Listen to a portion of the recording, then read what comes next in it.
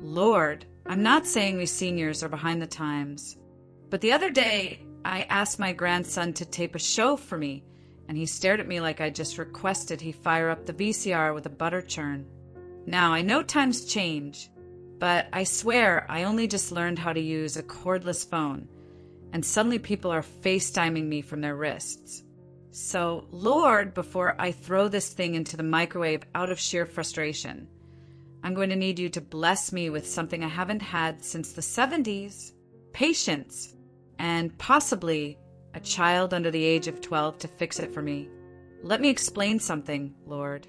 Back in my day, when we said we were streaming, it meant rainwater was pouring through a hole in the roof and dripping onto the living room carpet. If someone had Bluetooth, we gave them penicillin and kept them home from church. And cloud storage? That was the attic, right next to the mothballs and a box of Christmas lights that haven't worked since 1984. Now, I own a smartphone. I really do. It's smarter than me. It knows my schedule, my location, my habits, my bedtime.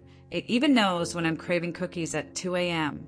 And yes, it knows my credit card number, which is how I accidentally ordered 3 memory foam pillows, a chicken coop, and somehow a singing toothbrush last Tuesday. I don't even have chickens, and I've got perfectly fine teeth. Thank you very much. Don't even get me started on voice assistants. I tried to be nice to Alexa once, started off polite, called her dear, and she told me to rephrase my request, which, frankly, is something my husband hasn't dared ask me to do in over 40 years of marriage. I asked her to turn off the lights. She turned off the thermostat. I asked her what the weather was. She added pickles to my grocery list. I'm not sure if she's sassy or possessed. Sometimes I just want to scream into the phone, "Dear Lord, give me strength." And also maybe Google Maps, because I have no idea where I am, why I'm here, or how to get back to the home screen. Now, Lord, let's talk about the touch screen.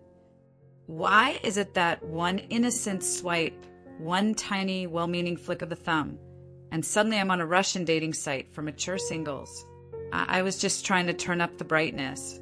Yesterday, I tried to check the weather. Somehow ended up registering for a Tai Chi class in Singapore. And texting? Oh Lord. I tried to send my niece a sweet message. "I love you," and autocorrect in all its wisdom changed it to, "I loan you." She replied, "How much and what's the interest rate?" And let's not forget the greatest vanishing act of all, the disappearing cursor. 1 minute, I'm pouring my heart out. The next minute, poof, the whole message evaporates. Gone without a trace. Probably off on vacation with my missing socks, my grocery list, and the left half of my short-term memory. Touch screens, Lord, they're less touch and more slap your soul. So, I was gently pressured into joining Facebook, which, as far as I can tell, is a magical little corner of the internet where people argue over banana bread recipes, post blurry photos of their dinner, and share inspirational quotes over pictures of sunsets, usually misspelled. Now, I made one post, emotithoidu, sharing a small update about my colonoscopy results. I figured, well, if people can post about their dog's birthday parties, surely my digestive tract deserves a mention. Next thing I know, half the choir unfriends me, and the other half starts praying for my recovery. Apparently, there are overshares, and then there's me. Now, I've been placed on what I like to call read-only status by the grandchildren. I write comments like, "Happy birthday, sweetheart. Grandma loves you so much. Red heart birthday cake." And 4 weeks later, I get a solitary thumbs up emoji, and I'm not even sure if it was from her or Facebook auto-generating pity. One time I reacted to a post with what I thought was a hug emoji. Turned out it was the angry face. Now everyone thinks I'm furious about Emily's engagement. I asked my grandson what a meme was, and he just smiled and said, "Grandma, you are one." Still not sure if that was a compliment, a warning, or a cry for help. But hey, at least I'm famous now. Among people who don't return my messages. One time I tried to text my friend Margaret about bridge night. Simple enough, right? What I meant to say was, "Hey Margaret, see you at 7. I'll bring cookies." What I actually sent was, "Hey Margaritas, see you at 7, I'll bring cookers." She hasn't spoken to me since. I think she's still trying to figure out whether I was inviting her to dinner or to a low-budget appliance heist. Then there was the time I tried to text my daughter-in-law to say I'd be a little late for lunch. Instead, I somehow posted it as a public Facebook status that read, "Running behind, still stuck in girdle. Pray." Let's just say the entire internet now knows how often I water my houseplants and what I really think of the new pastor's mustache, which, by the way, looks like it's trying to escape his face and start a solo ministry.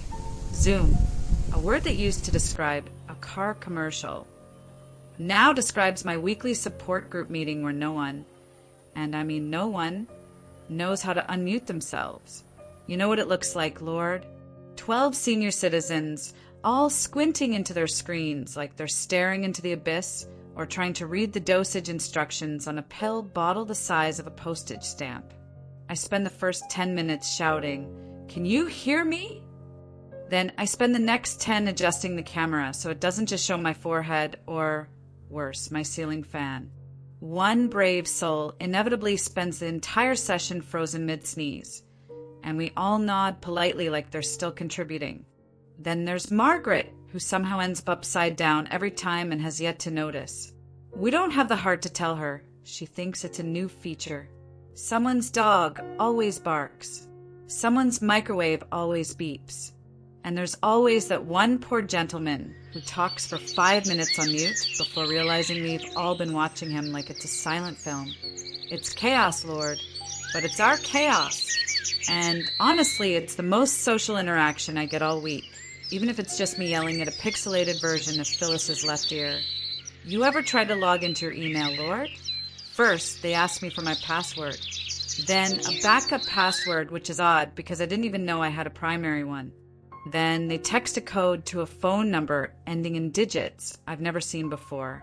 Probably the fax machine we threw out in 2004.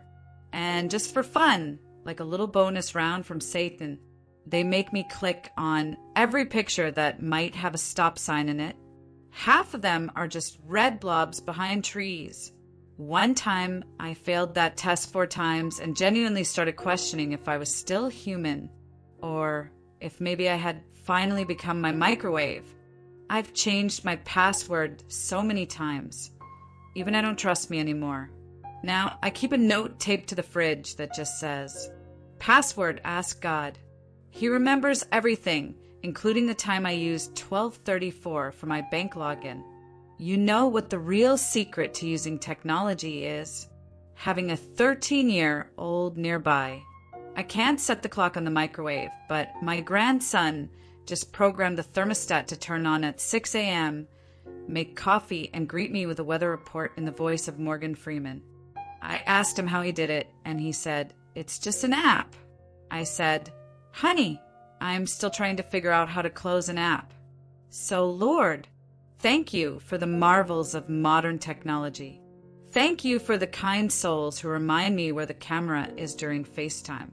Thank you for Google, which answers all my questions and then politely reminds me I've asked that same question before. But mostly, Lord, thank you for patience, because without it, I would have thrown my phone out the window and into the bird bath twice. Help us seniors not feel ashamed when we ask for help. Help the young folks remember we once taught them how to use a spoon. And most of all, help us laugh at ourselves. Even when Siri calls us Shirley and spells senior discount as senior disco. You know, Lord, the funny thing is, technology may not love us back, but the people behind it, the grandkids, the caregivers, the friends who explain it all over and over, they do. And that's the real upgrade. That's the real connection. It's not the Wi-Fi, it's the why try. And the answer is because we still want to learn, grow, and be part of the world, even if we keep taking selfies with the back camera. So, Lord, Please bless all us seniors as we bravely press buttons we don't understand. Help us remember that even if we accidentally send 16 emojis and call it an email, you still know what we meant. Thank you for technology that lets us stay in touch. Thank you for the grandkids who fix our phones without sighing too loudly. And Lord, please help me figure out how to turn off voice dictation. It's been recording this whole thing. Amen. If this video made you laugh, or maybe reminded you of a certain someone who once tried to answer the TV remote, go ahead and share this with them, because life's too short not to laugh, especially when you're still trying to find the any key on the keyboard. And don't forget to click something below to subscribe. I'd tell you exactly what, but I still haven't figured it out myself. See you next time, or at least whenever I remember my YouTube password.